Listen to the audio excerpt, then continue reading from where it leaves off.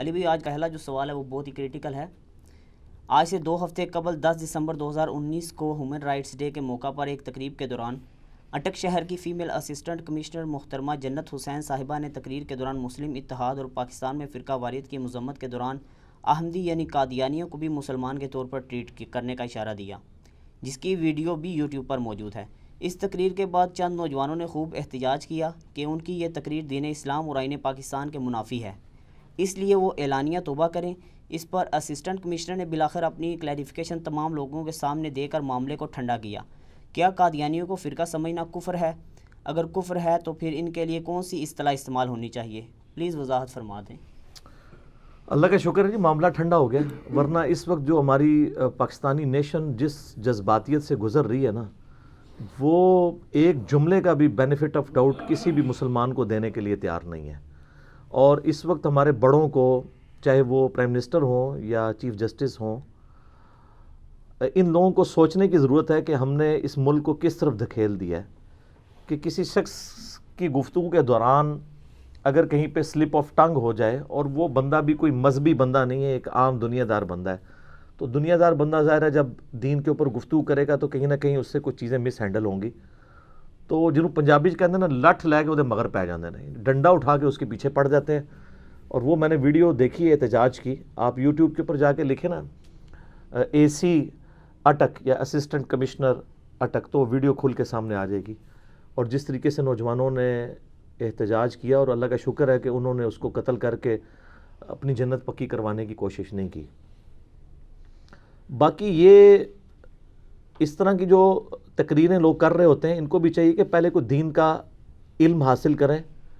میں یہ نہیں کہتا کسی مدرسے میں جا کے داخلہ لے لیں، لیکن کم از کم جو ٹاپک وہ بولنے لگے ہیں اس کے اوپر تھوڑا سا نالج حاصل کریں، اور جہاں پہ کنٹروورشل گفتگو کرنی ہے اس پہ برین سٹارمنگ کر کے اپنی لکھی ہوئی تقریر پڑھیں تو زیادہ بہتر ہے۔ ورنہ آپ دیکھ رہے ہیں کہ ہمارے پرائم منسٹر صاحب سے بھی آئے دن کوئی نہ کوئی اس طرح کا سلپ آف ٹنگ ہو جاتا ہے۔ یہ مجھے سمجھ نہیں آتی کہ چیز کو، لکھی ہوئی چیز کو پڑھنا یہ کس نے عیب شمار کر لیا۔ اللہ تعالیٰ تو اس کو فخریہ بیان کرتا ہے، الذی علم بالقلم، اللہ نے قلم کے ذریعے دین سکھایا ہے۔ نبی علیہ السلام نے بھی مصحف کو لکھوایا ہے۔ یہ لکھی ہوئی چیز پڑھنا، یا کوئی پوائنٹس سامنے رکھ لینا، میں نے بھی کئی بار کریٹیکل ایشوز کے اوپر پوائنٹس لکھ کے سامنے رکھے ہوتے ہیں، اس لیے کہ کوئی چیز سکپ نہ ہو جائے۔ اور جو پرائم منسٹر جب کوئی بیانیاں دے رہے ہوں، یا کوئی بھی اسی طریقے سے ہمارے یعنی گورنمنٹ لیول کے جو آفیسرز ہیں، ان کو جب بولنا ہو تو کم از کم کوئی لکھی ہوئی تقریر سامنے رکھ لیا کریں، یا پوائنٹس کے اس سے ہٹ کے بات نہ کریں، ادروائز ان کے لیے مصیبت کھڑی ہو جائے گی۔ اور پھر اس طرح کے جذباتی رویے سامنے آئیں گے، اور پھر آپ کو پتہ ہے یہاں پہ جو لوگوں نے تربیت کی ہوئی ہے، اور پچھلی 3-4 دہائیوں میں جو ہم نے جس قسم کی نیشن جو ہے وہ پروڈیوس کی ہے، وہ تو کچھ بھی کر سکتی ہے۔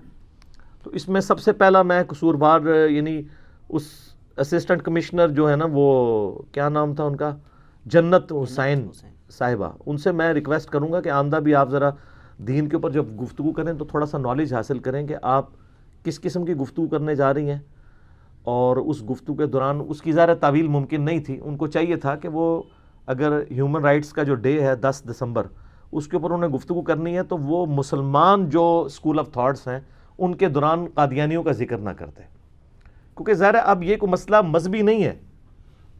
اگر کسی کو مذہب سے چڑ ہے اور وہ کہتا ہے کہ جی یہ مذہبی ایشوز کو اٹھایا جا رہا ہے، ہمارا جو آئین ہے 1973 کا، اس میں ڈکلیئرڈ ہے یہ بات کہ جو قادیانی ہیں وہ نان مسلم ہے، نان مسلم اقلیت ہے۔ تو جب آپ مسلمانوں کے فرقوں کا ذکر کر رہے ہیں، بریلوی، دیوبندی، اہل حدیث، اہل تشیع، وہابی، سنی، شیعہ، اس دوران جب آپ احمدی ذکر کریں گے تو پھر ظاہر ہے کہ لوگ پھر اس طرف جائیں گے کہ جی آپ ان کو مسلمانوں میں کیوں شمار کر رہے ہیں۔ اور اگر آپ کہیں کہ یہ میرا سلپ آف ٹنگ ہے، تو آپ نے اس وقت اس کے ساتھ پھر ہندو، سکھ، عیسائی کا نام تو نہیں لیا۔ اگر یہ ساروں کو آپ اکٹھا ذکر کرتے تو پھر کسی نے آپ کے اوپر اعتراض نہیں کرنا تھا کہ آپ جو ہے وہ بات کر رہے ہیں ایک ہارمنی پیدا کرنے کی، کہ ہمیں صرف علمی طریقے سے اختلاف رائے کرنا چاہیے، ایک دوسرے کے بارے میں ایسے رویے اختیار نہیں کرنے چاہیے جس کی وجہ سے قتل و غارت کی کوئی فضا ہو، کوئی لڑائی جھگڑا ہو، تو وہ پھر بات بالکل الگ ہوتی۔ تو اس میں سمجھتا ہوں کہ ان کا قصور ہے، پہلے نمبر پہ ان کا قصور ہے کہ انہوں نے اس طریقے سے معاملات کو مس ہینڈل کیا ہے۔ ظاہر ہے قادیانیوں کا ایشو آپ کو پتہ ہے بہت سینسٹیو ہے، لیکن ساتھ ہی ساتھ یہ بات یاد رکھیے گا کہ میں قادیانیوں کی پرسیکیوشن کے خلاف ہوں، ٹھیک ہے؟ ہم نے ان کو نان مسلم ڈکلیئر کیا ہے اور ایک قانون بنا دیا ہے۔ اب اس کے بعد اگر آپ یہ کہیں گے کہ ہم ان کو مارنے کے لیے نکل پڑیں اور ان کے اوپر وہ مرتد والے احکامات لگانا شروع کر دیں، کیونکہ اس وقت جو پریزنٹ قادیانی ہیں وہ تو کافروں کی اولاد ہیں، ان پہ غیر مسلم کا حکم لگے گا، وہ اسلام چھوڑ کے نہیں گئے، وہ پہلے ہی کافر تھے، تو ان کافروں کے بچے کافر ہیں۔ ہاں جو شروع میں ہوا ان کے بارے میں کوئی ڈسکشن ہو سکتی تھی، اب جو مسلمان ہیں بائی برتھ مسلمان ہیں اور جو قادیانی ہیں وہ بائی برتھ غیر مسلم ہیں، تو ان کو اب مارنے پیٹنے سے کوئی فائدہ نہیں ہوگا، علمی طریقے سے ان کی اصلاح کریں، اور پھر علمی طریقے سے اللہ کے فضل سے اس پلیٹ فارم سے جو ویڈیوز اپلوڈ ہوئی ہیں کئی قادیانیوں کی توبہ کا سبب بنی ہے۔ اس کی وجہ یہ ہے کہ وہ کہتے ہیں ہم سے پہلی دفعہ کسی نے ہمدردی کر کے ہمیں سمجھانے کی کوشش کی ہے، ابھی تک تو یہ تھا کہ وہ مارنے پیٹنے کی طرف لوگوں کو لے کے جاتے تھے۔ آپ یوٹیوب پہ جا کے میری ویڈیو دیکھیں اگر آپ نے واقعی علم حاصل کرنا ہے۔ قادیانیوں کو دعوت اصلاح، ان کے سارے جو دلائل موٹے موٹے جس کی بنیاد پہ انہوں نے ایک جھوٹی نبوت کے بارے میں کلیم کر کے باقی مسلمانوں کی تکفیر کرنی شروع کی، میں نے اسے ایکسپوز کیا ہے قرآن حکیم، صحیح بخاری اور صحیح مسلم کی روشنی میں۔ اس کے علاوہ میرا ایک اور کلپ ہے، قادیانی حق بات کیوں نہیں قبول کرتے؟ ظاہر ہے وہ اس لیے قبول نہیں کرتے، وہ کہتے ہیں کہ آپ کی اپنی تصوف کی کتابوں میں لا الہ الا اللہ چشتی رسول اللہ، لا الہ الا اللہ ابو بکر شبلی رسول اللہ نعوذ باللہ، اور اسی طریقے سے لا الہ الا اللہ اشرف علی تھانوی رسول اللہ نعوذ باللہ، یہ ساری چیزیں لکھی ہوئی ہیں، ان کو آپ معرفت کی باتیں کہہ کے مان رہے ہیں۔ اور تو میں نے پہلی دفعہ بولڈ سٹیپ لیا کہ نہیں، غلط بات غلط ہے، چاہے آپ کے پلیٹ فارم سے ہو یا ادھر سے ہو۔ تو میرے اس کے اوپر کلپس ریکارڈڈ ہیں، جس سے شوق ہے تو جا کے یوٹیوب پہ دیکھ لیں۔ اسی طریقے سے قادیانیوں سے لین دین کا مسئلہ، اس کے اوپر میری ویڈیو ریکارڈڈ موجود ہے۔ نزول مسیح علیہ السلام کے حوالے سے جو وہ دھوکے دیتے ہیں، اس کے اوپر میری ویڈیوز موجود ہیں، بے شمار ویڈیوز ہیں، آپ یوٹیوب پہ جا کے دیکھ سکتے ہیں۔ لیکن یہ علمی طریقے سے چیزوں کو لے کے چلیں، پرسیکیوشن کریں گے، لڑائی جھگڑا کریں گے۔ پہلے ہمارے غلط رویوں نے ان کو یہاں سے نکلنے پہ مجبور کیا، اور اس کی وجہ سے انہوں نے دنیا کے کئی ملکوں میں ان کی دعوت پھیل گئی ہے۔ ہم نے چیزوں کو مس ہینڈل کیا ہے نا، اس کا نقصان ہوا ہے، ان کو تو فائدہ ہوا ہے۔ آج ہم رونا پیٹ رہے ہیں اس چیز کا کہ جی وہ دیکھیں جی جرمنی میں ان کا مرکز بن گیا، فلاں جگہ ان کا مرکز بن گیا۔ یہ مرکز آپ لوگوں نے بنوایا ہے، آپ لوگوں کے رویوں نے بنایا ہے، اور اللہ کے فضل سے ہماری اس پلیٹ فارم کی دعوت سے کئی لوگ ہیں جنہوں نے اسلام قبول کیا ہے، لیکن چونکہ میں نے ان کی ویڈیوز ریکارڈ کروا کے کسی سے چندہ نہیں بٹورنا ہوتا، تو اس لیے ہم نے کبھی اس پلیٹ فارم سے کوئی ویڈیو بنوا کے یا اس طرح کی اناؤنسمنٹ بھی نہیں کرنے کی کوشش کی کہ یہ فلاں بندہ ہے جی، یہ دیکھ لیں جی، یہ تھا وہ تھا۔ جس نے بھی قبول کیا اپنے لیے کیا، اگر اس کو ہدایت دی اللہ نے ہدایت دی۔ اللہ تعالیٰ فاسق سے بھی دین کا کام لے سکتا ہے، ہم اپنے بارے میں نہیں کلیم کرتے، کسی سے بھی دین کا کام لیا جا سکتا ہے، وہ اللہ ہدایت دینے والا ہے۔ باقی میں ان بچوں سے بھی کہوں گا کہ یہ بڑے بھولے بھالے بچے ہیں، احتجاج کر رہے ہیں۔ اب میں کچھ تلخ باتیں بھی اس حوالے سے کروں گا، موقع غنیمت جان کے۔ مجھے ان بچوں کے اخلاص میں کوئی شک نہیں، یہ میرے بچوں کی مانند ہے، آلموسٹ میری 42 ایئرز ایج ہو چکی ہے، تو وہ سارے 18-20 سال کے میرے بچوں کی مانند ہیں۔ یہ بچے پورے اخلاص کے ساتھ یہ احتجاج کر رہے تھے جی، اور آپ ان کا چیخو پکار سنیں، اور پھر وہ آفس کے اندر چلے گئے، وہاں پہ بھی بڑا یعنی آپ کو نظر آ رہا تھا کہ کوئی، اور جس طریقے سے وہ جوش سے بول رہے تھے، اور پھر وہ نعرے بھی لگا رہے تھے تاجدار ختم نبوت زندہ باد، یعنی وہ لگ رہا تھا کہ مولانا خادم حسین رضوی حفظہ اللہ تعالیٰ کی وہ جماعت سے تعلق رکھتے تھے۔ تو میں ان بچوں کو اب آدھا سبق نہیں پڑھانا چاہتا، میں ان کو پورا سبق پڑھانا چاہتا ہوں، تاکہ یہ بچے صرف لوگوں کی اصلاح کا سبب نہ بنے، اپنے ان بزرگوں کی اصلاح کا بھی سبب بنے جن بزرگوں کی تعلیمات کی بنیاد پہ یہ نعرہ بازی کر رہے ہیں، اور ان کو پتہ نہیں ہے کہ ان کے بزرگ ان کے ساتھ کیا ہاتھ کر رہے ہیں، کہ انہوں نے اپنے سارے بابوں کے اوپر پردے ڈالے ہوئے ہیں، لا الہ الا اللہ چشتی رسول اللہ کے اوپر پردہ ڈالا ہوا ہے، اس کے علاوہ کشف المحجوب کی گستاخانہ عبارتوں کے اوپر پردہ ڈالا ہوا ہے، حشت بہشت کی تذکرۃ الاولیاء میں کفریہ عقیدے نبی علیہ السلام کی شان میں صراحتاً گستاخیوں کے اوپر پردہ ڈالا ہوا ہے۔ میرا ٹاپک بدل جائے گا، جسے شوق ہے نا، تو مسئلہ نمبر 71B، انڈیا اور پاکستان کے بزرگوں کی 19 گستاخانہ عبارات کا تحقیقی جائزہ جو ہزاروں لوگوں کی اصلاح کا سبب بنا ہے، وہ میری ویڈیو دیکھ لیں۔ اور میں نے اپنا ریسرچ پیپر ہے ایک اندھا دھند پیروی کا انجام، وہ اس میں نے باقاعدہ پڑھایا ہے 19 گستاخانہ عبارتیں، تو پتہ چل جائے گا ان کے ساتھ دھوکہ کیا ہوا ہے۔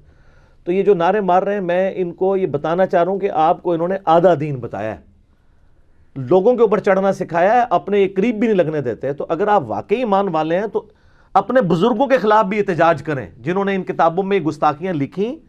پیچھے سے آپ کے بزرگوں نے ان کو چھاپا، الٹا ان کو ڈیفینڈ کیا. ان تک ویڈیوز پہنچی ہوئی ہیں. آج بھی جو لوگ کشف المحجوب یوں دکھا کے کہہ رہے ہیں بابا جی نے بڑی خدمت کی ہے، ہم بابا جی کو کچھ نہیں کہتے، لیکن کشف المحجوب میں نبی علیہ السلام کا سکینڈل زید ابن حارثہ کی بیوی کے ساتھ لکھا ہے، نعوذ باللہ من ذالک. HD کیمرے میں نے بے شمار دفعہ دکھایا ہے، لیکن کسی کے کان پہ جوں تک نہیں رینگ رہی. سانپ سونگ گئے سب کو کہ اب تو شرم کریں اس کتاب کو چھاپتے ہوئے. میں نہیں کہتا کہ بابا جی کو کچھ کہیں، چھاپنے والوں کو تو کہیں. استاد بابے نے لکھی ہو نہ لکھی ہو، ان کا معاملہ اللہ کے سپرد. ظاہر ہے وہ 1000 سال پہلے گزرے، ہمیں کیا پتہ ہے ہم کیا فیصلہ کرتے ہیں. نہ ہم ان کی بزرگی کا فیصلہ کرتے ہیں اور نہ بزرگی ہونے کا فیصلہ کرتے ہیں، اللہ کے سپرد. لیکن یہ لوگ نہیں کر رہے. اچھا وہ دیکھیں بچے کتنے معصوم ہیں. انہوں نے پتہ اعتراض کیا کیا ہے؟ وہ کہتے ہیں دیکھیں جی آپ نے بریلوی دیوبندی اہل حدیث شیعہ کے ساتھ قادیانیوں کا نام کیوں لیا ہے؟ اس کا مطلب کیا ہوا؟ وہ یہ مان رہے ہیں کہ بریلوی دیوبندی اہل حدیث شیعہ مسلمان ہیں، تبھی وہ کہہ رہے ہیں نا. اگر وہ صرف بریلویت کے پلیٹ فارم سے ہوتے تو وہ یہ کہتے کہ آپ نے ہمارے ساتھ دیوبندی اہل حدیث شیعہ اور احمدیوں کا نام کیوں لیا ہے. انہوں نے صرف کہا کہ ان فرقوں کے ساتھ ان کا نام نہیں لینا چاہیے تھا. مراد یہ کہ یہ معصوم بچے یہ سمجھ رہے ہیں کہ یہ باقی فرقے مسلمان ہیں. نہ، آپ کے بزرگ نہیں ان کو مسلمان مانتے. اور اگر آپ کو میری باتوں پہ شک ہے نا تو آپ پاکستان میں کسی رناؤنڈ عالم سے یہ بات مجھے فتوے میں لکھا دیں یا ویڈیو ریکارڈ کروا دیں. اور آپ اس وقت اپنا لیڈر تو مانے ہوئے ہیں مولانا خادم حسین رضوی صاحب کو، حفظہ اللہ تعالی. میں ان کو بڑی چھوٹی عمر سے جانتا ہوں. 1994 میں جب میری بھی داڑھی بھی نہیں نکلی تھی تو وہ ہمارے گلی کے اندر ایک مسجد ہے، وہاں وہ درس دیا کرتے تھے. اس وقت ان کی داڑھی کالی تھی. آج سے 25 سال پہلے کی بات کر رہا ہوں. اس ٹائم ان کو کوئی نہیں جانتا تھا. میں اس وقت سے، اور یہ ہماری گلی میں جو مدرسہ ہے وہ اسی سے پڑھ کے گئے ہیں، حفظ انہوں نے وہیں سے کیا ہوا ہے، جہلم شہر سے. اسی جب بھی یہاں آتے ہیں تو کہتے ہیں میں تو ادھر سے پڑھ کے گیا ہوں. سر جہلم شہر میں آپ کے بعد اور لوگ بھی آ چکے ہیں میدان اول میں، جو آپ کو یہ بتا رہے ہیں کہ آپ پورا دین امت تک پہنچائیں. تو خادم رضوی صاحب کیا یہ لکھ کے دیں گے ہمیں کہ ہاں یہ بھی ہمارے بھائی ہیں؟ یہ تو وہ لکھ دیں گے کہ ایسے نہیں لکھوانا. لکھوانا اس طریقے سے ہے. ہمیں پتہ ہے علماء کی لینگویج میں توریہ آتا ہے. ہمیں یہ لکھ کے دیں کہ ہم ہیں بریلوی لیکن دیوبندی اہل حدیث اور اہل تشیع بھی ہمارے مسلمان بھائی ہیں، اور چونکہ انہوں نے کلمہ پڑھا ہوا ہے اور جس نے ایک دفعہ بھی کلمہ پڑھ لیا اس پہ حدیث بطاقہ فٹ ہو جائے گی. وہ پرزے والی حدیث جو جامعہ ترمذی میں ہے، ایک دفعہ بھی کلمہ پڑھ لیا، اور بخاری مسلم میں ہے جس نے ایک دفعہ بھی صدقے دل سے کلمہ پڑھا وہ ایک نہ ایک دن دوزخ سے نکال کے جنت تک پہنچ جائے گا. یہ لکھ کے دیں کہ سارے دیوبندی دنیا کے، سارے اہل حدیث، سارے شیعہ اپنا عذاب بھگت کے ایک نہ ایک دن جنت میں جانے میں کامیاب ہو جائیں گے چونکہ مسلمان ہیں. سر یہ خادم رضوی صاحب فوت ہو جائیں گے، یہ کبھی سٹیٹمنٹ آپ کو لکھ کے نہیں دیں گے. تو اس کا کیا مطلب ہے؟ وہ نہیں مانتے لیکن کہتے نہیں ہیں. اور یہ صرف خادم رضوی صاحب کا مسئلہ نہیں ہے، آپ دوسروں کی طرف بھی آ جائیں. یہی سٹیٹمنٹ اگر آپ الیاس گھمن صاحب کو کہیں نا، ان کی تو میں نے خود تقریر لائیو بیٹھ کے سنی ہے کہ جنت میں صرف دیوبندی جائیں گے. ان کو کہیں آپ بریلویوں کو کافر سمجھتے ہو؟ کہیں گے نہیں مسلمان سمجھتے ہیں. ہاں جی. تو سر پھر لکھ کے دیں کہ بریلوی، سارے بریلوی ایک نہ ایک دن عذاب بھگت کے جنت میں چلے جائیں گے. ایک نہ ایک دن تو سب نے جانا ہے نا جس نے کلمہ پڑھا ہے. تو وہ کہیں گے یہ میں نہیں لکھ کے دوں گا. کیوں؟ سر مسلمان نے تو جانا ہے ایک نہ ایک دن. تو اس کا مطلب مسلمان نہیں مانتے. یہ انہوں نے اپنے چہرے کے اوپر جو میک اپ کیے تھے نا، میں نے گرم تولیے سے اتار دی ان کے میک اپ. اس طرح نہیں کہ ہم مسلمان مانتے ہیں، اس طرح نہیں لکھیں. اس طرح لکھیں گے سارے جنت میں جائیں گے ایک نہ ایک دن عذاب بھگت کے. وہ کہیں گے نہیں ہم جنت کا فیصلہ کیسے کر سکتے ہیں؟ آپ یہ نہ فیصلہ نہ کریں، آپ کہیں گے سارا عذاب بھگت کے جو انہوں نے برے کام کیے. چونکہ کلمہ تو ہے نا، تو یہ نہیں مانیں گے. اس کا مطلب ہے وہ کلمہ ماننے کے لیے تیار نہیں ہے. تو سر جو بریلوی علماء دیوبندی اہل حدیث شیعہ کا کلمہ ماننے کے لیے تیار نہیں ہے، وہ کس منہ سے قادیانیوں کے بارے میں بات کریں گے؟ جو دیوبندی بریلوی اہل حدیث اور شیعہ کا کلمہ ماننے کے لیے تیار نہیں ہے، جو اہل حدیث بریلوی دیوبندی اور شیعہ کا کلمہ ماننے کے لیے تیار نہیں ہے، جو شیعہ بریلوی دیوبندی اور اہل حدیث کا کلمہ ماننے کے لیے تیار نہیں ہے وہ قادیانیوں کو کہیں گے؟ تو یہ میں نے ان بچوں کو ایجوکیٹ کرنا ہے. اور یہ نہ سمجھیے گا وہ بعض لوگ کہتے ہیں او جی آج کل کے ذرا لوگ تھوڑے سخت ہو گئے ہیں, پرانے بزرگ ہمارے بڑے شیر و شکر تھے, آپس میں بڑا احترام کرتے تھے. نہ, کوئی احترام نہیں کرتے تھے, جھوٹ بولا ہے آپ سے. پرانے بزرگوں کی قلم کی سیاہی بھی ابھی خشک نہیں ہوئی ہے, ان کی کتابیں مارکیٹ میں ہیں, جا کے خرید لیں. اعلیٰ حضرت امام احمد بریلوی المتوفا 1340 ہجری بمطابق 1921, ان کو 100 سال نہیں ہوئے عیسوی اعتبار سے, ویسے اس ہجری اعتبار سے ہو چکے ہیں. پچھلے سال منایا گیا تھا 100 سالہ جشن اعلیٰ حضرت. انہوں نے کتاب لکھی ہے حسام الحرمین, کتاب کا نام یہ ہے حرمین کی تلوار, نام آپ دیکھ لیں. اس میں انہوں نے 5 علماء پہ کفر کے فتوے لگائے. پہلا غلام احمد قادیانی پہ لگایا, باقی 4 علماء دیوبند پہ, اور اینڈ پہ جا کے انہوں نے گفتگو کنکلوڈ کرتے ہوئے کہا کہ یہ سب کے سب علماء, ان کے ماننے والے بالاجماع مرتد واجب القتل ہیں, ان کے کفر میں شک کرنے والا بھی کافر. تو پوری کی پوری دیوبندی جماعت کو انہوں نے, کیونکہ دیوبندی جماعت تو ان کے کفر میں شک نہیں, ان کو یقین ہے کہ ہمارے بزرگ کافر نہیں تھے, سارے کافر قرار دے دیے نا کروڑوں لوگ, اور یہ کتاب آج تک چھپ رہی ہے. اچھا, اس کتاب کے جواب میں نا علماء دیوبند نے کتاب لکھی المحند علی المفند. وہ کہتے ہیں ہم تو بڑے میٹھے ہیں. المحند علی المفند کا مطلب آپ کو پتا ہے؟ المحند کہتے ہیں ہند کی تلوار, علی المفند ایک پاگل سٹھیائے ہوئے بابے کے اوپر. اور سٹھیایا ہوا بابا کسے کہا انہوں نے؟ احمد بریلوی صاحب کو. ہمیں کہتے ہیں ذرا جی آپ کو کہہ دیتے ہیں لال داڑھی والے, تو ان کی تو داڑھی لال ہے نا, مجھے کو کہہ دے وائٹ پگڑی والا, مجھے کوئی برا نہیں لگے گا. آپ کے بزرگ تو ماشاءاللہ اتنے خوش اخلاق تھے, انہوں نے احمد بریلوی کو کہا المفند, پاگل بابا, سٹھیایا ہوا, مینٹل. اور اس میں انہوں نے لکھا کہ احمد بریلوی اور ان کی پوری جماعت ایک شیطانی لشکر ہے جو ہم پہ حملہ آور ہو گیا. علماء دیوبند رضی اللہ عنہم پر, اپنے علماء کو رضی اللہ عنہم, تو انہوں نے ان کو فارغ کر دیا. تو یہ پرانے بزرگ تھے. سر اب والے تو اللہ کا شکر ہے ضرب عضب اور رد الفساد کی وجہ سے کافی ماڈریٹ ہو چکے ہیں, ان کے سافٹ ویئرز چینج ہو چکے ہیں. پرانے بڑے ڈاڈے سمجھے. تو یہ ان کی لینگویج ہے, میں گھنٹوں اس کے اوپر بول سکتا ہوں. تو میں اپنے ان بچوں سے کہوں گا کہ بچوں, یہ جو آپ کو چڑھا رہے ہیں نا لوگوں کے اوپر, آپ لوگوں نے 2 نمبر نہیں بننا اپنے بڑوں کی طرح, بلکہ آپ نے اسی اصول اور مبادی کے اوپر اپنے گھر کی بھی خبر لینی ہے, گستاخانہ عبارتوں کے اوپر بھی, اور اس بات کے اوپر بھی جو آپ کو یہ کہا جا رہا ہے نا کہ جی وہ باقی فرقوں کے ساتھ نام کیوں لیا, وہ تو باقی فرقوں کے ساتھ جو نام لے رہے ہیں ان فرقوں کو بھی مسلمان نہیں سمجھتے. تو قادیانیوں کے ساتھ یہ کیا بات کریں گے؟ اسی لیے میں بار بار کہتا ہوں قادیانیوں کے بارے میں گفتگو صرف اس پلیٹ فارم سے ہو سکتی ہے جو غلام احمد قادیانی کے فرسودہ نظریات کا رد بھی اسی طریقے سے کرے, اور اسی مزاج کی باقی باتیں جو باقی بزرگوں کی کتابوں میں لکھی ہوئی ہیں ان کا بھی رد اسی طریقے سے کرے. یہ نہیں ہے کہ اپنے ابا جی کی باری آئے تو آنکھیں بند کر لے اور دوسروں کو لتاڑے. یہ ہم سے نہیں ہو سکتا. کیوں؟ کیونکہ نام ہے وہابی, نام ہے بابی. میں ہوں مسلم علمی کتابی. ہم نہ سو کالڈ وہابی ہیں, کوئی علمی بات کرے سے وہابی کہہ دیتے ہیں, نہ بابوں کا دفاع کرنے والے بابی ہیں. ہم علمی کتابی ہیں. یہ علم کی دنیا ہے, آئیں علمی طریقے سے بات کریں. جو صحیح بات ہے اس کو صحیح کہیں, جو غلط بات ہے اس کو غلط کہیں. باقی یہ جو بات کی نا انہوں نے کہ جی ہم قادیانیوں کو اگر کوئی فرقہ کہہ دیتا ہے تو وہ کافر ہو جائے گا. کافر کیوں ہوگا؟ دیکھیں ڈکشنری میں جو لغت میں فرقے کا لفظ ہے اس کا مطلب کیا ہے؟ فرق کہتے ہیں ٹوٹ کے الگ ہونے والے کو.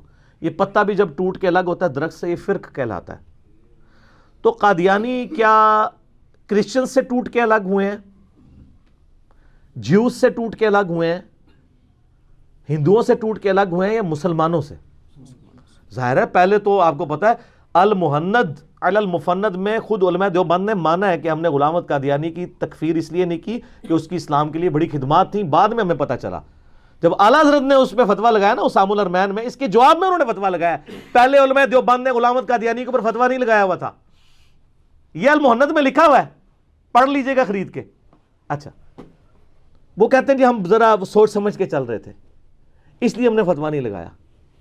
یہ اتنا یعنی سینسٹیو ایشو ہے کہ میں اب اس کے اوپر اگر بات کروں تو پھر بات کہاں سے کہاں نکل جائے گی. کہ یہ لوگ شروع میں مطلب ان کے کیا معاملات تھے، آج جس نے یہ گلے پھاڑ پھاڑ کے بول رہے ہیں. تو یہ فرقہ مسلمانوں سے الگ ہوا، نمبر 1. نمبر 2، یہ سنیوں کا فرقہ تھا یا شیعہ کا؟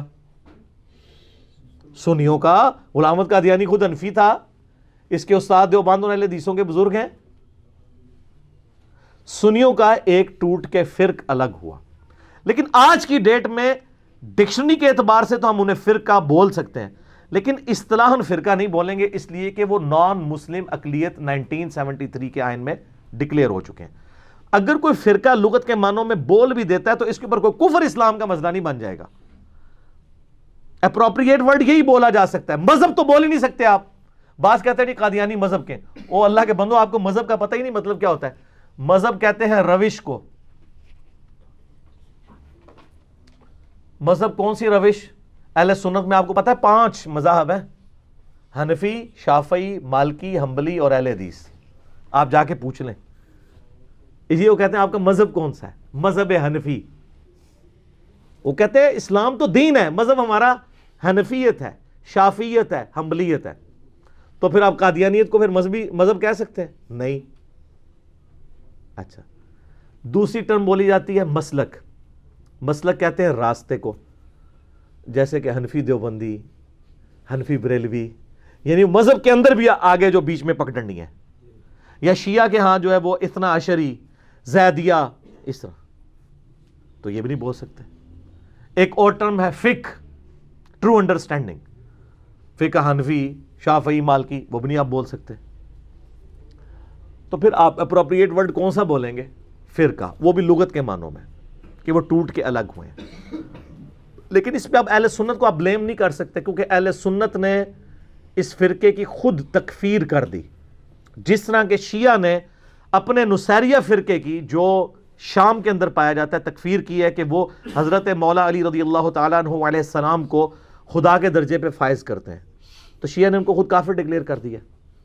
اہل سنت نے خود قادیانیوں کو کافر ڈکلیئر کر دیا. شیعہ بھی ان کے ساتھ شامل ہوئے کہ انہوں نے نبی علیہ السلام کے بعد ایک جھوٹی نبوت جو ہے وہ کلیم کی ہے، اور اس پہ ترا یہ کہ جو اس جھوٹی نبوت کو نہ مانے ان کو کافر کہنا شروع کر دیا. میں نے ایک بڑا انٹلیکچوئل جملہ بولا تھا کہ اگر مجھے قادیانی کافر کہنا چھوڑ دیں تو میں ان کو کافر کہنا چھوڑ دوں گا. لوگ کہتے ہیں یہ دیکھو جی، یہ دیکھو جی. وہ یہ سمجھانے کے لیے تھا، جیسے قرآن میں آتا ہے قل ان کان للرحمن ولد فانا اول العابدین. اے نبی علیہ السلام فرما دو کہ بالفرض اگر اللہ کا کوئی بیٹا ہوتا تو سب سے پہلے میں اسے پوچھ رہا ہوتا. تو قرآن میں تو اے لم یلد ولم یولد، یہ جملہ بولنے کی کیا ضرورت ہے؟ سمجھانے کے لیے. اور یہ میں نے بڑا انٹلیکچوئل جملہ بولا تھا. وہ کئی قادیانی آتے ہیں ہمارے پاس، وہ کہتے ہیں نہیں علی بھائی ہم آپ کو مسلمان سمجھتے ہیں. میں نے کہا نہ، آپ کے مربی لکھ کے دیں کہ جو غلام احمد قادیانی کو پیغمبر نہ مانے وہ مسلمان ہے. سر سالوں ہو گئے ہیں، کوئی بندہ واپس نہیں آتا. وہ نہیں لکھ کے دیتے. کیوں؟ اس لیے کہ اگر وہ یہ لکھ دیں کہ انجینئر محمد علی مرزا صاحب غلام احمد قادیانی کو پیغمبر مانے بغیر بھی مسلمان ہے، تو اس کا مطلب ہے غلام احمد قادیانی پیغمبر نہیں ہے، کیونکہ ایک پیغمبر کا انکار کرنے والا بھی کافر ہے. تو اس لیے وہ کبھی بھی نہیں لکھ کے دے سکتے. یہ اس بند گلی میں چلے جاتے ہیں، پھر اس کی بنیاد پہ پھر وہ ہماری تکفیر کر رہے ہیں. ظاہر ہے تو جب کوئی بندہ مجھے کافر کہہ رہا ہے، ایک غریب تو بدتمیز ایک غلط چیز کو کلیم کر کے الٹا مجھے بھی کافر کہہ رہا ہے، تو سر مجھے پھر یہ حق پہنچتا ہے کہ میں اس کی تکفیر کروں. یہ میرا حق ہے، شرعی حق ہے، جبکہ وہ اتنے فرسودہ عقائد بھی رکھتا ہوں.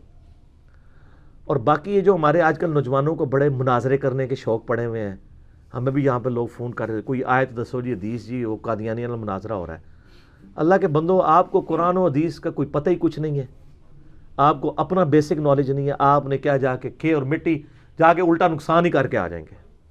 تو خدا کے لیے پہلے خود ایجوکیٹ ہوں، آپ یہ علم حاصل کریں کہ قادیانیت کے ساتھ ہمارا بیسک اختلاف کیا ہے. پھر آپ کو یہ پتا چلے گا کہ ہم نے ان تک بات کیسے پہنچانی ہے. جو بات آپ کو خود کلیئر نہیں ہے، آپ چلے لوگوں کو سمجھانے کے لیے. تو اس کے لیے میں آپ سے ریکویسٹ کروں گا، یوٹیوب کے اوپر آپ قادیانی اور ساتھ انجینئر محمد علی مرزا لکھیں تو میری کئی ایک ویڈیوز کھلیں گی جن میں نے ان کے ایشوز کو ریزالو کیا ہے کہ وہ یہ کہتے ہیں، اس بنیاد پہ ہم ان کا رد کرتے ہیں. یہ چیز علمی طریقے سے، جذباتی طریقے سے نہیں، مار کٹائی کے طریقے سے نہیں، صرف نعرہ بازی کر کے نہیں. اور فیس بک کے اوپر صرف خالی پیجز بنا کے نہیں، بلکہ سچائی کے ساتھ ان تک ان کی گمراہی ان پر واضح کرے تاکہ ان کی آنے والی نسلیں اسلام کے اندر داخل ہو جائیں۔ اس حوالے سے میں نے پہلے بھی ایک آدھ کتاب کا تعارف کروایا تھا کہ جو ہر بندے کے گھر میں ہونی چاہیے، لیکن ابھی حال ہی میں ایک کتاب ایسی آئی ہے جس کے بعد نہ پرانی کتابوں کو آپ کی کوئی ضرورت آپ کو ہے ان کتابوں کی، نہ کوئی اور کتاب خریدنے کی۔ ایک ہی کتاب اگر آپ لے لیں، میں آپ سب کو مشورہ دوں گا، یہ بھی حال ہی میں مکتبہ اسلامیہ جنہوں نے مشکات المصابیح چھاپی ہے، شیخ زبیر لیزئی رحمہ اللہ تعالیٰ نے 8-10 سال میں جو مضامین لکھے تھے قادیانیت کے رد کے اوپر، علمی مضامین، ایک تو وہ ہیں جو آپ کو ختم نبوت تحریکوں والے لکھ کے دیتے ہیں، جی وہ غلام احمد قادیانی نے فلاں جگہ فلاں کی توہین کر دی، فلاں جگہ فلاں کی توہین کر دی، حالانکہ ان کے اپنے بزرگوں نے جو جو نبی علیہ السلام کی توہین کی ہے وہ 71B مسئلہ میرا دیکھ لیں۔ یہ ساری کہانی ہے، اصل چیز ہے علمی طریقے سے ان کا رد کرنا، کہ وہ بخاری مسلم کی حدیثوں کی جو باطل تعویلات کرتے ہیں، ختم نبوت کی حدیثوں کو ضعیف ڈکلیئر کرنے کی کوشش کرتے ہیں، اپنے حق میں وہ کئی دلائل پیش کرتے ہیں جن کی کوئی یعنی اصل موجود نہیں کتاب و سنت کے اندر، آدھی آدھی باتیں پیش کرنے کی کوشش کرتے ہیں، کن کن چیزوں سے وہ غلط سہارا لیتے ہیں۔ یہ ریٹن فارم میں ان کے کئی ایک مضامین تھے جو میری بڑی خواہش تھی کہ اس سے کوئی ایک جگہ جمع کرے۔ اللہ کا شکر ہے کہ مکتبہ اسلامیہ والوں نے، جنہوں نے انہی کی تحکیم کے ساتھ مشکات المصابیح جو یہ سامنے لگی ہوئی ہوتی ہے یہ چھاپی ہے۔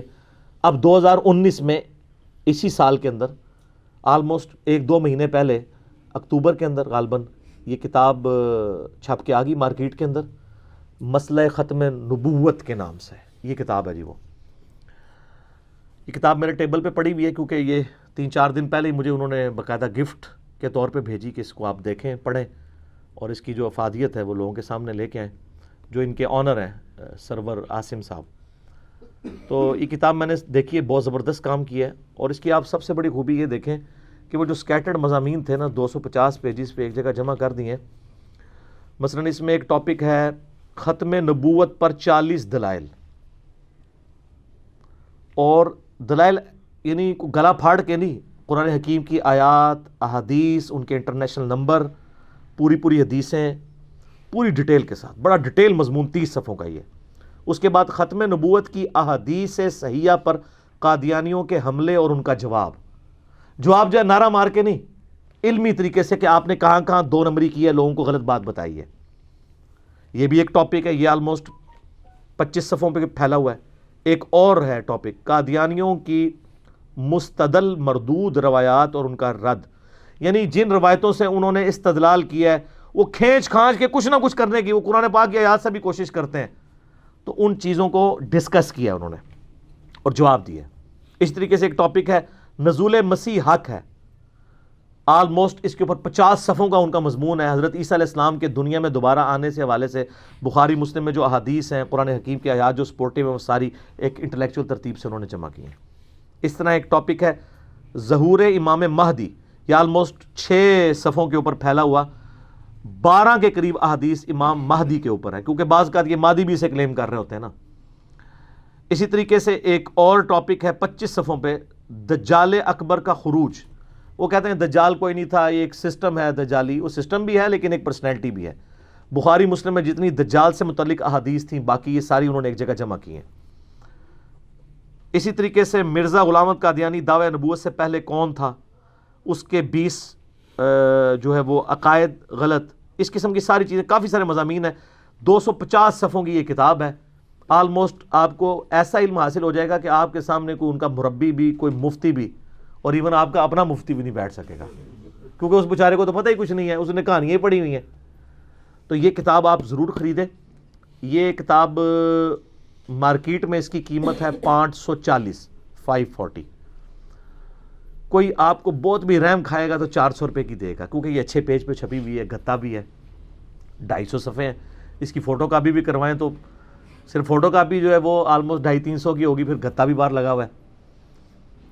تو ہم نے ہول سیل پہ اس کو اٹھایا ہوا ہے، ہم اللہ کے فضل سے اپنے اس پلیٹ فارم سے 250 روپے کی یہ کتاب دے رہے ہیں، نو پروفٹ نو لاس کے اوپر، تاکہ لوگ کتابوں کا شوق لوگوں میں پیدا ہو۔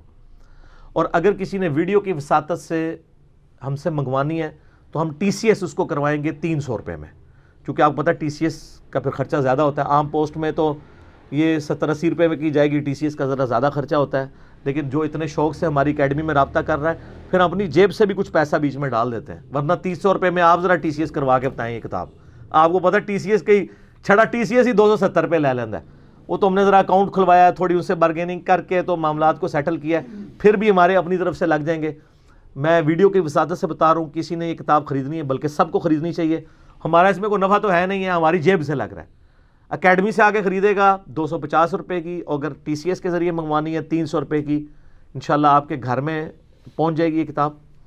یہ کتاب ضرور ہونی چاہیے تاکہ آپ کو علمی دلائل پتہ چلے. ہماری اکیڈمی کا نمبر ہے +92 کے کوڈ کے ساتھ, اگر باہر سے کریں گے پاکستان میں 032159000162 032159000162. صبح 9 سے لے کر شام 5 بجے تک ہماری اکیڈمی کا نمبر آن ہوتا ہے. آپ رابطہ کر سکتے ہیں اور اپنا ایڈریس بھیج کے, یہ آپ کو پھر طریقہ کار بھی بتا دیں گے, پیسے ٹرانسفر کیسے کرنے ہیں, جو بھی آپٹیمل طریقہ ہوگا وہ آپ کو بتا دیں گے. اس کے علاوہ ہمارے ریسرچ پیپرز ہیں, وہ بھی ہم نو پروفٹ نو لاس پہ, میرے 12 ریسرچ پیپرز, جن میں سے 9 ریسرچ پیپرز ہیں, 3 اذکار کارڈ ہیں, اور ڈاک کا بھی خرچہ بیچ میں آپ ڈال لیں, اس کے باوجود 200 روپے کا ہم دیتے ہیں. اور اگر کوئی ٹی سی ایس پہ منگوانا چاہتا ہے تو اس کو ہم 250 پہ پورے یہ بھجوا دیتے ہیں. اور جو ہمارا درس آ کے لائیو اٹینڈ کرتا ہے, یہاں سے فری ایک کاپی سب کو سارے ریسرچ پیپرز کی ملتی ہے. اب میں نے اس کو تھوڑا انہانس کیا ہے کتابوں کا شوق پیدا کرنے کے لیے. مشکات المصابی کی مارکیٹ میں قیمت ہے 3800. آپ جا کے پتہ کر لیں, کوئی بہت زور لگائے گا آپ کو 3000 کی دے دے گا, ہم آپ کو 2000 روپے کی دیتے ہیں یہاں پہ, جو لے گا آ کے نو پروفٹ نو لاس کے اوپر. 2000 کی یہ 3 جلدوں کی فوٹو کاپی نہیں ہو سکتی, آلموسٹ 1000 صفحے کی ایک جلد ہے. اور اگر ٹی سی ایس پہ منگوائیں گے آپ تو 2500 روپے کی آپ کے گھر آ جائے گی. آپ کو تو وہاں مولوی نے 3000 کی دینی ہے, ہم 2500 روپے میں ٹی سی ایس سمیت آپ کے گھر. بخاری مسلم انٹرنیشنل نمبرنگ کے اوپر وہ آپ کو چاہیے ہو تو وہ, یہ اب ہم نے کام شروع کیا. کوئی بڑے عرصے سے لوگ کہہ رہے تھے, میں کہہ رہا تھا کہ یہ کام مشکل ہے, ذمہ داری والا ہے, لیکن اب یہ بیڑا اٹھایا. آپ اللہ سے دعا کریں کہ اللہ تعالیٰ ہمیں اس میں استقامت دے, کیونکہ لوگوں کے لیے بڑی مصیبت ہے. عام شہروں میں تو کتابیں ملتی نہیں ہیں, کراچی, لاہور, پنڈی یہاں پہ ملیں گی, اور وہاں بھی آپ کو 2-2 گھنٹے کی ڈرائیو کر کے مکتبے تک جانا پڑے گا. اور عام شہروں میں تو اگر ایون بڑے شہر ہیں, آپ گجرانوالہ دیکھ لیں, گجرات دیکھ لیں, وہاں آپ کو ایسے مکتبے اویلیبل نہیں ہیں جہاں سے آپ کو یہ کتابیں مل جائیں. تو سر وہ ایک فون کال ہمارے ادھر کر دیں اور پیسے ٹرانسفر کریں. بلکہ میں نے تو ان کو اسٹرکٹ کہا ہوا ہے کہ جو ہمارا ریسرچ پیپرز ہیں اس کے پیسے آپ نے ان کو ملنے کے بعد مانگنے ہیں ان سے. کتابیں چونکہ ذرا بڑی اماؤنٹ کی ہیں, اس کے لیے ہم پہلے مانگ لیتے ہیں. باقی ریسرچ پیپر آپ کو جب ملے, جس دن ملے اس دن آپ پیسے وہ جائز اکاؤنٹ کے ذریعے یا ایزی پیسہ اکاؤنٹ, دونوں اکاؤنٹ ہمارے ان نمبروں کے اوپر بنے ہوئے ہیں, وہ آپ کو خود بتا دیں گے, آپ بھجوائیں. یہ کتاب سر ضرور خریدیں, میرا اس میں کوئی نفع نہیں ہے. اس تک کل کو کوئی کلپ چڑھانا شروع کر دیں جی کتاباں بیچ رہے ہیں, ٹھیک ہے. یہ تو مجھ سے یہ مکتبہ اسلامی والوں نے ناراض ہو جانا ہے کہ جناب آپ کیوں ہمارے والا معاملہ خراب کر رہے ہیں. اس لیے کہ لوگوں کو کتابوں کا شوق اب ڈالنا ہے. اس کے لیے ہم نے کمائی نہیں کرنی, بلکہ کوشش کرنی ہے کہ آخری درجے تک نو پروفٹ نو لاس کے اوپر, اور کئی جگہ پہ خود اپنا لاس بھی اٹھانا پڑے, کسی طریقے سے لوگوں تک بات پہنچ جائے. ورنہ اللہ کا شکر ہے اس پلیٹ فارم سے تو میں اس کی قیمت یہ 250 کی بجائے میں اگر 300 بھی کر دوں, 400 بھی کر دوں, تو لوگ جتنی عقیدت رکھتے ہیں اللہ کے لیے میرے ساتھ, اللہ کے لیے, میری تو کوئی اوقات نہیں ہے, تو لوگ لے لیں گے. لیکن یہ چمڑیاں ہم لوگوں کی اتارنے کے لیے یہاں نہیں بیٹھے ہوئے. اور میرے ساتھ جو بھائی اٹیچ ہیں ان کو پتہ ہے میں کتنا اس معاملے میں اسٹرکٹ ہوں کہ کوئی پیسہ دین کے حوالے سے مس یوز نہیں ہونا چاہیے. تو آپ ہماری اکیڈمی میں رابطہ کریں اور آپ اس حوالے سے علم حاصل کریں تاکہ آپ کو پتہ چلے کہ کتابوں کا دین اور ہے اور بابوں کا دین اور. ایک وہ دین ہے جو کتابوں میں لکھا ہوا ہے, ایک وہ دین ہے جو آپ کو بابوں نے سکھایا ہے, جذباتی ڈاکٹرن کے ساتھ, علمی ڈاکٹرن کے ساتھ نہیں. یہی وجہ ہوتی ہے کہ جب وہ آپ مناظروں میں بڑے شوق سے جاتے ہیں, آگے سے کوئی بات کرتے ہیں آپ کے علماء بھی ہیں کر کے بیٹھ جاتے ہیں, ان بیچاروں کو پتہ ہی نہیں ہوتا کہ کس لیول کا دھوکہ دیا گیا ہے ان کو. اور ایون یہ ایسے دھوکہ باز بھی ہوتے ہیں چونکہ آپ نے پڑھا ہوا نہیں ہوتا, وہ چیزیں جو ان کے خلاف ہوتی ہیں وہ آپ کو اپنے حق میں پیش کر رہے ہوتے ہیں. مثلا صحیح بخاری میں ایک حدیث ہے, اب ڈاکٹر اسرار صاحب بھی اس کو کوٹ کرتے تھے, لیکن ڈاکٹر اسرار صاحب بھی حدیث کے معاملے میں کمزور تھے, اور وہ کہتے ہیں جی وہ مجھے ایک قادیانی ملا, ڈاکٹر اسرار صاحب نے یہ واقعہ سنایا ہے جب وہ قرآن میں آیت آتی ہے نا سورہ الزخرف میں، قل ان کان للرحمن ولد فانا اول العابدین، اے نبی تم فرماؤ اگر اللہ کا کوئی بیٹا ہوتا سب سے پہلے میں اسے پوجتا۔ تو بیان القرآن میں ڈاکٹر اسرار صاحب جب اس آیت پہ پہنچے نا تو انہوں نے کہا جی میرے ساتھ ایک دفعہ ایک قادیانی ملا انگلینڈ میں یا امریکہ میں، اور اس نے مجھے کہا کہ جی بخاری میں حدیث ہے کہ اگر حضرت ابراہیم علیہ السلام، جو نبی علیہ السلام کا ایک بیٹا تھا ابراہیم، اگر یہ بڑا ہوتا تو اس نے پیغمبر بننا تھا۔ تو یہ بخاری کی حدیث اس بات کا ثبوت ہے کہ نبی علیہ السلام کے بعد بھی نبوت جاری ہے۔ تو ڈاکٹر اسرار صاحب نے نہ بیچاروں نے وہ خود حدیث پڑھی ہوئی تھی، نہ جو ان کو قادیانی کوٹ کر رہا تھا اس نے بھی پوری حدیث پڑھی ہوئی تھی۔ تو ڈاکٹر اسرار صاحب نے کہا کہ پھر میں نے اس کو قرآن سے جواب دیا کہ یہ بفرض محال ہے، جیسا کہ قرآن میں آیا قل ان کان للرحمن ولد فانا اول العابدین۔ لیکن کاش ڈاکٹر اسرار صاحب یا وہ قادیانی خود وہ پڑھ لیتا نا تو اس کو پتہ چلتا یہ تو ختم نبوت کے حق میں دلیل ہے۔ وہ حدیث یوں ہے کہ عبداللہ ابن ابی اوفا رضی اللہ تعالیٰ عنہ صحابی کہتے ہیں 86 ہجری میں فوت ہوئے ہیں، نبی علیہ السلام کے بعد 75 ایئرز زندہ رہے ہیں۔ ان سے کسی نے آ کے پوچھا کہ کیا آپ نے اللہ کے نبی کے بیٹے کی زیارت کی ہوئی ہے؟ انہوں نے کہا ہاں میں نے نبی علیہ السلام کے بیٹے ابراہیم کو دیکھا ہے جو بڑی چھوٹی عمر میں فوت ہو گیا تھا، اور اگر وہ زندہ رہتا تو وہ پیغمبر ہوتا۔ بس اتنی یہ لوگوں نے سنی ہوئی ہے۔ اس کے آگے پتہ کیا لکھا ہے؟ وہ کہتے ہیں چونکہ نبی علیہ السلام آخری پیغمبر ہے اس لیے اللہ تعالیٰ نے ان کے بیٹے کو جوانی تک پہنچنے ہی نہیں دیا، اس سے پہلے ہی موت دے دی۔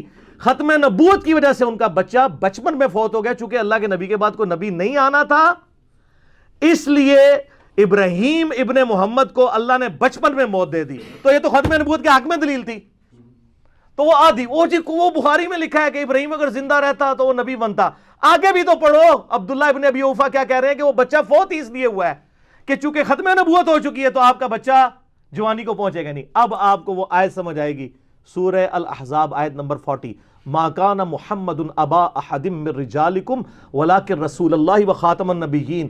محمد تم مردوں میں کسی کے باپ نہیں ہے، ان کا کوئی بچہ مرد نہیں بنے گا، کیونکہ مرد بنتا تو پیغمبر بھی ہوتا، پروٹوکول دیتا نا اللہ۔ اگر ابراہیم کا بچہ پیغمبر ہے تو محمد رسول اللہ کا بچہ پیغمبر کیوں نہ ہوتا؟ تو اللہ تعالیٰ نے کوئی بچہ جوانی تک جانے نہیں دیا، کسی مرد کے باپ نہیں ہے، نہ زید ابن محمد جن کو کہا جاتا تھا ان کے باپ ہے، نہ کسی اور مرد کے باپ ہے۔ وَلَٰكِن رسول اللہ وخاتم النبیین، وہ تو اللہ کے رسول ہیں اور نبوت کی مہر ہے، اور مہر ڈاکومنٹ کے اینڈ پہ لگائی جاتی ہے، اس کے بعد سیل آف دا پروفٹ بھی ہے اور سٹیمپ آف دا پروفٹ بھی ہے۔ یہ خاتم اور خاتم کا جو فرق کرتے ہیں، اس پہ احادیث کے حوالے سے میرے کلپس ریکارڈڈ ہیں، وہ آپ دیکھیں، آپ کو معاملات کلیئر ہو جائیں گے کس طرح دھوکہ دیتے ہیں۔ پھر وہ بخاری سے ایک دفعہ نا کچھ قادیانی آئے نا، وہ کہتا ہے نہیں بخاری میں غلامت قادیانی کی پریڈکشن ہے۔ میں کہا جی کتنے ہے؟ کہتے ہیں بخاری میں ہے۔ اب وہ حدیث بخاری مسلم دونوں میں ہے کہ نبی علیہ السلام نے وہ جی سیدنا سلمان فارسی سے فرمایا تھا کہ اگر دین ثریا ستارے کی چوٹی پہ بھی ہوتا نا تو فارس کے لوگ وہاں سے حاصل کر لیتے۔ تو میں نے کہا اس میں غلامت قادیانی، وہ کہتے ہیں نہیں غلامت قادیانی بھی پیچھے سے جو ہے نا وہ فارس کے رہنے والے تھے، تو یہ ان پہ فٹ ہوتی ہے۔ اچھا ہمارے حنفی بھائی جو ہے نا وہ امام حنیفہ پہ فٹ کرتے ہیں اسے، اور جو حنفی قادیانی بھائی ہیں، یہ میں حنفیوں کو برا نہیں کہہ رہا کیونکہ غلامت قادیانی خود حنفی تھا، ان کے ماننے والے بھی فقہ حنفی کے مطابق چلتے ہیں۔ اور میرے پاس ایک تبلیغ جماعت کے بھائی ہیں، وہ آپ نے میرے بھائی کو گمراہ کر دیا ہے، وہ قادیانیوں کے طریقے پہ نماز پڑھتا ہے۔ میں نے کہا کیسے؟ وہ کہتا ہے وہ ایسے ایسے کرتا ہے۔ تو میں نے کہا آپ نے کبھی قادیانیوں کو نماز پڑھتے ہوئے دیکھا ہے؟ کہتا ہے نہیں۔ میں نے کہا ابھی چلتے ہیں، اگر قادیانی آپ کے طریقے پہ نماز پڑھ رہے ہوئے تو قادیانی آپ کے بھائی، اور اگر ہمارے طریقے پہ پڑھ رہے ہو تو ہمارے بھائی۔ کہتا نہیں چھوڑیں۔ تو یہ دیکھ لیں قادیانی سر بغیر رفع الیدین کے ناف کے نیچے ہاتھ باندھ کے نماز پڑھتے ہیں۔ اسی لیے میں کہتا ہوں جو رفع الیدین شروع کر دے بخاری مسلم میں دیے ہوئے طریقے پہ نماز، وہ نہیں قادیانی ہو سکتا، کیونکہ نماز کا ہی ڈفرنس ہے، ٹھیک ہے؟ تو وہ حنفی قادیانی، اس لیے میں کہہ رہا ہوں۔ تو وہ کہتا ہے جی وہ ذکر ہے موجود ہے۔ میں نے کہا جی میں تمہیں اب حدیث پڑھاتا ہوں۔ حدیث پوری پڑھی، میں نے کہا دیکھو اس میں کہاں ذکر ہے؟ اس میں تو لکھا ہوا ہے کہ نبی علیہ السلام نے اپریشیٹ کیا سلمان فارسی کو کہ وہ پہلے آتش پرست تھے، پھر یہودی ہوئے، پھر عیسائی ہوئے، پھر نبی علیہ السلام کے بارے میں سنا، اتنی دور سے فارس سے ایران سے نبی علیہ السلام کے قدموں میں حاضر ہو کے مسلمان ہوئے، تو آپ علیہ السلام نے ان کے کندھے پہ ہاتھ رکھ کے کہا کہ یہ فارس کے لوگ تو اتنے انٹلیکچوئل ہیں کہ اگر دین ثریا ستارے کی چوٹی پہ بھی ہوتا وہاں سے بھی حاصل کر لیتے۔ یعنی وہ سلمان فارسی کی تعریف حضور کر رہے تھے، اور فارس کے رہنے والے لوگوں کی تعریف کر رہے تھے، اس سے غلام احمد قادیانی کی نبوت کہاں سے ثابت ہو گئی؟ اور امام حنیفہ رحمہ اللہ تعالی اگرچہ ان کے باوجداد بعد میں فارس میں شفٹ ہوئے تھے، لیکن پیچھے سے افغانستان کے تھے، اور جو پیورلی ایران کے رہنے والے ہیں وہ تو ہمارے امام ہیں، امام مسلم بن حجاج القشیری المتوفا 261 ہجری، جن کی کنیت ہے ابو الحسین. یہ قشیریہ قبیلہ ہے اور ان کے ساتھ لکھا جاتا ہے قشیری نیشا پوری. نیشا پور آج بھی ایران کا شہر ہے، جا کے لکھ لیجئے گا، گوگل میں لکھے نیشا پور کہاں پہ ہے، ایران کا. تو یہ امام مسلم پہ فٹ ہوتی ہے اگر سلمان فارسی کے بعد کسی کے اوپر فٹ ہوتی ہے کہ وہ دین ثریا ستارے کی چوٹی پہ بھی ہو. تو دیکھیں امام مسلم کہاں سے اٹھے ہیں، اسلام وہاں سے، اور پھر کتاب لکھی. آج تک اس پائے کی کوئی کتاب نہیں لکھی گئی پوری دنیا میں. اور میں تو سعودی عرب کا چینل سن رہا ہوتا ہوں نا، تو جب وہ اذان کے وقفے اور اذان و نماز وقفے کے دوران جب حدیثیں چلتی ہیں نا، رواہ البخاری رواہ المسلم، رواہ البخاری رواہ المسلم، سر نہ بخاری عربی اور نہ مسلم عربی. امام بخاری رشیا کے رہنے والے، بخارا سٹی آج بھی ہے. امام مسلم ایران کے رہنے والے، نیشا پور سٹی آج بھی ہے. امام ترمذی افغانستان کے رہنے والے، ترمذ آج بھی اسٹیشن ہے. امام ابو داؤد بھی افغانستان کے رہنے والے. امام حاکم وہ بھی نیشا پوری ہیں، وہ بھی ایران کے رہنے والے، جنہوں نے المستدرک للحاکم لکھی ہے. سر پھر دیکھ لینا، نبی الاسلام نے فرمایا تھا، بخاری مسلم میں حدیث ہے، جو لوگ یہاں پہ موجود ہو، منا کے اندر بھی خطبہ دیا، اس کے بعد حجۃ الوداع کا خطبہ عرفات میں، میرا یہ پیغام ان لوگوں تک پہنچا دینا جو یہاں پہ موجود نہیں. بسا اوقات جسے بات پہنچائی جا رہی ہوتی ہے وہ زیادہ یاد رکھنے والا ہوتا ہے بنسبت اس کے کہ جو بات پہنچا رہا ہوتا ہے. تو محدثین جب یہ حدیث پڑھا کرتے تھے کہتے تھے صدق رسول اللہ، رسول اللہ نے سچ فرمایا تھا، اللہ نے خدمت ہم اجمیوں سے لی ہے دین کے معاملے میں. یہ وہ چیزیں تھیں. کوئی اس میں امام حنیفہ کو ڈال رہا ہے، کوئی غلام احمد قادیانی. نبوت کہاں سے ثابت ہوئی، کہاں لکھا ہوا ہے؟ یہ اسی طریقے سے ہے جیسے وہ کہتے ہیں جی تراویح کتنی ہوتی ہے، 20. کیوں تراویح، وی آ گیا وچ پنجابی والا، اے بس تراویح والے دلائل ہوندے نے انہاں دے. علمی دلائل ان کے ہوں گے جو جھوم کے کہیں گے کیا کہ نہ میں وابی نہ میں بابی، میں ہوں مسلم علمی کتابی. ٹھیک ہو گیا، جزاک اللہ.